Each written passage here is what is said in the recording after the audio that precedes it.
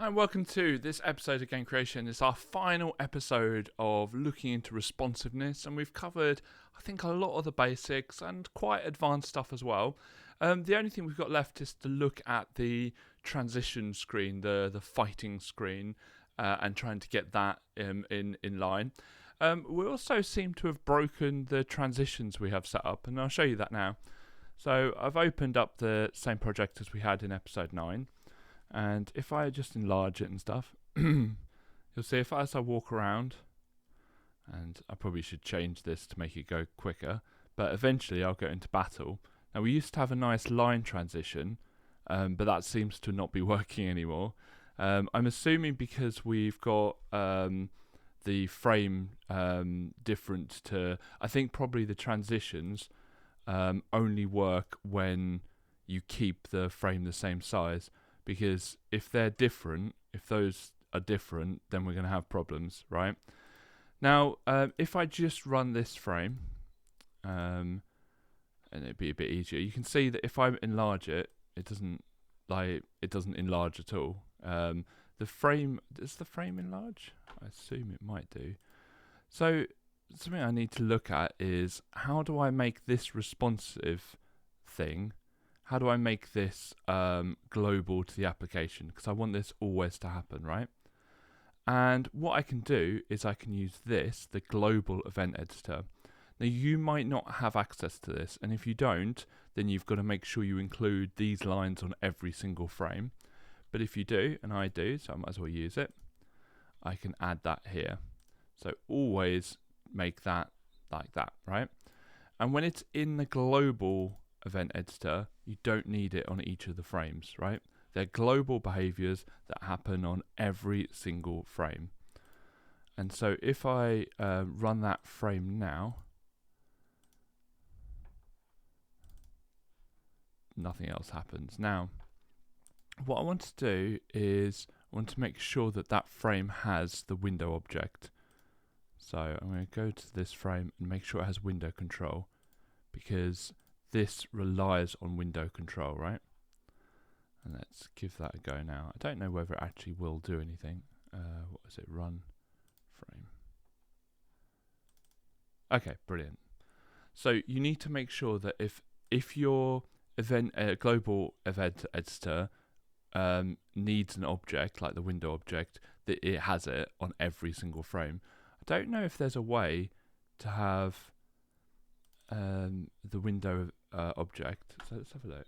Maybe I can make it global, whether that makes a difference. I don't know whether there's a way of saying I need this on every single frame. I don't think so. No. Okay. So you have to include that on every single frame, which is a bit odd. You'd think if you'd make a global event editor, you'd also make a global frame where you could store all your objects that are required on every single frame. But anyway, maybe that's an improvement for Clickteam 3.0, right? Okay, so that's working nicely. Now it looks hideous, right? So if I run it now and make it full screen, that looks horrible, right? So we need to do a few things to sort this out. I don't know if I'm going to do everything today, but we'll see. Okay, first thing is the trees. The trees need to get sorted out. Oh, one done. Love Windows notifications. Okay.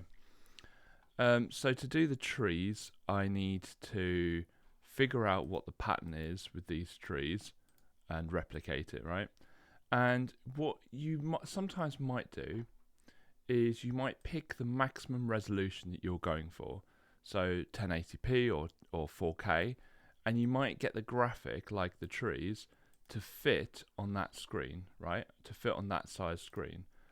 And what I might do is select all of them. Now, you might be wondering how I'm doing this. If you hold down the Shift key, it allows you to select more than one thing, right? I don't know if I can select that. Yeah, I can. And so I can select all these trees. And then I can press Control-C to copy and Control-V to paste. And what I can do is just paste a whole load of these next to each other. and so it will show up. In fact, I could move these over here. Oh, well, that was bad. I shouldn't have closed that. That's going to annoy me later on. And then paste another lot here. And so if I run it now, I tell you what has happening is they're too far off, so they're getting destroyed. So you need to say destroy if too far away from frame. You need to switch that off, right? Because otherwise they'll get destroyed, right? Oh, need to run frame. And you'll see that that's sort of covered that, right? I've lost the middle trees. Maybe I've not selected them or something. Or are they different? Are they different object? No, they are not. Don't know why those have gone weird then. Okay, and with this other stuff, it can be quite annoying, quite irritating dealing with this on the same layer. So what we want to do is we want to do this on a different layer.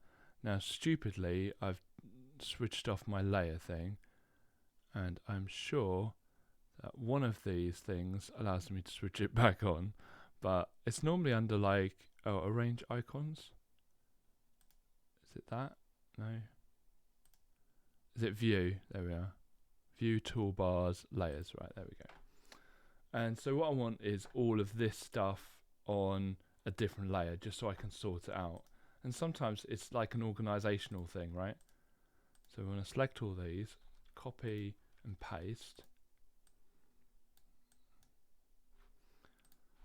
And then I want to delete it. And the reason why I copied and pasted it is because there's events, and if you delete it or cut it, it will delete all the events.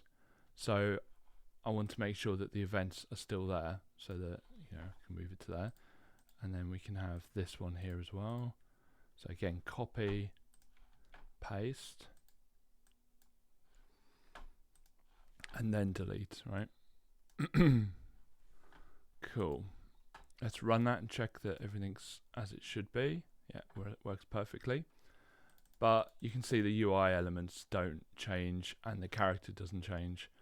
And the way we will sort that out is the same way as we did the other one. So we're just going to have like, we'll have a group first.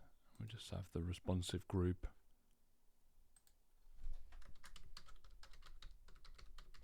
Whatever, right? And then we'll have the always event, and just always have this guy at the bottom.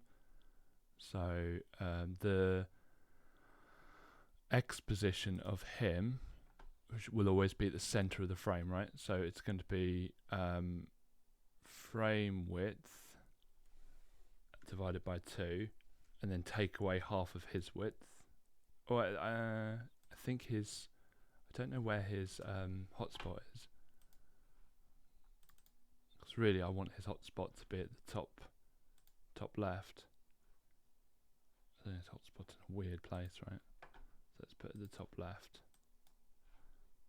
And so if I run it now, the X, I'm always going to do that. The X value of him, there we are, nice in the middle.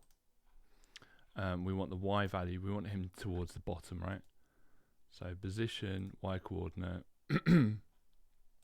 the frame window, the height, and then we're going to take away, I don't know, 20 padding at the bottom, and then take away his height, because his hotspot's at the top of him, right? Okay. Every time. Right, and so he should be, oh, he's gone. Where's he gone? Probably been silly. Probably done something silly. When I do this full screen, is it making it like too much full screen? I feel like when I make it full screen, it's going a lot bigger than full screen, weirdly. That's really strange. Is it that I've switched off? I don't want the Event Explorer.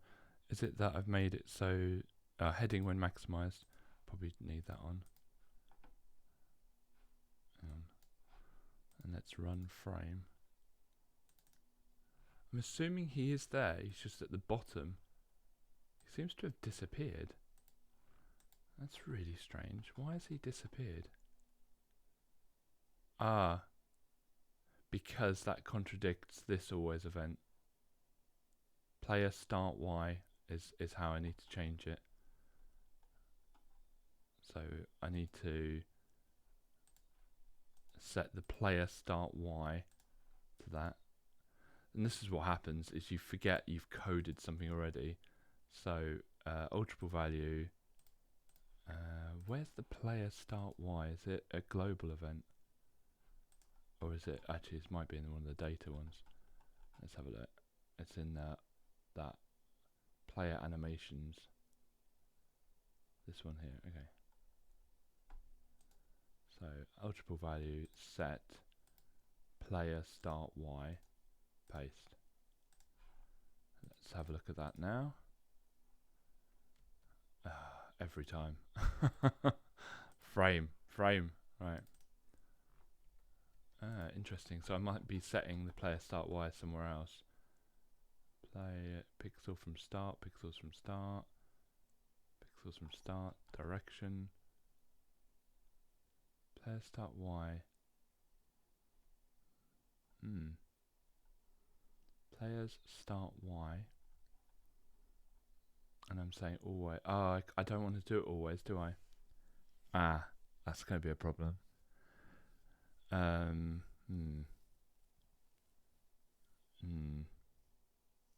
Yeah, so the problem is that no, that should work. That should work still. That should work. Let's get rid of that. Let's change it for that. Although we've got an always event, so we shouldn't need to change it. That should work. I don't understand why that's not. Every time. Right, F7. Right.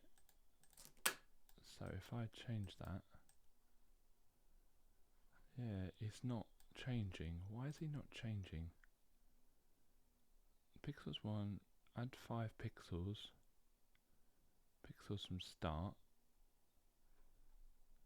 Don't understand where. So if you click on it, it just shows you conditions involving it.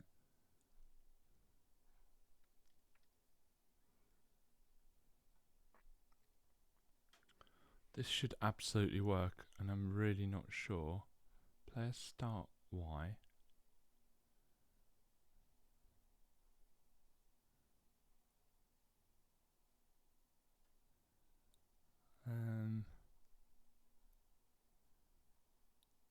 Frame Y size. If we do like the client height, frame window, application window, client height. It's too many. There's too many blooming things. I don't know whether F7 right. For some reason he's not moving down, and I don't really understand why. So when I attack, oh, it only happens. Idiot. Right. So I need to set. I need there to be some way of setting his position to that, and that's going to be a problem unless I'm clever about how I do it.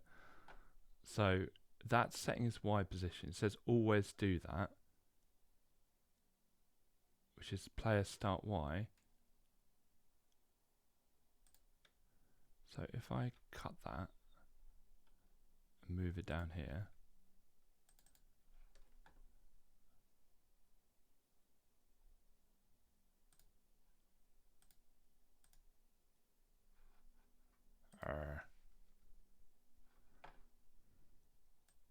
okay. The reason why that's doing that is because I don't think that only works when the battle phase is 4, or wherever it was. When the battle phase is 2, wherever it was. I can't remember where it was now. Was it battle phase 1? And that always event isn't working always. So it looks like it's working always, but I didn't notice it was under this condition here. And so that's why that didn't work. swear if I run the application one more time. Right, I'm not gonna carry on from there because I think we've covered everything. This will need to go at the bottom left, and it actually might be useful if you set the position of the button and the bar there from this background object. And so all you need to do is move that background object, and these two will move with it. Same with this one.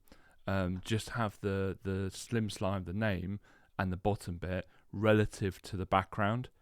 One of the issues with that is if you decide down the line that you don't like the background or you don't want the background at all, that could be a problem because everything is relative to that background. But one of the advantages is you just need to move that background object and the text and health bar will move with it, which is really, really useful. That's going to cut down on time and a lot. But yeah, you can see here that everyone gets the same experience here, no matter if you've got a wide monitor, if you've got a quite a small monitor. It's responsive with whatever monitor size that they have. Yeah, and I think quite a few of you, and apologies for one of my lights that's fallen down, those things just fall down constantly, and I have to keep pinning them back up. But the thing is, I don't know whether I truly like them enough to like absolutely glue them down. It feels like a big commitment, but anyway. I'm gonna leave that right here. I'm not really sure what I'm gonna cover next week. I haven't had any inspiration. A lot of ideas have come through, which I feel like I don't really have time at the moment to delve into. We've got some great ideas that have been suggested, but that would involve me doing a lot this weekend in preparation. And this weekend, it is my daughter's birthday party, so that's going to take up most of my time. But thank you very much for watching. If you like this video, click like. If you want to see more from us, click subscribe.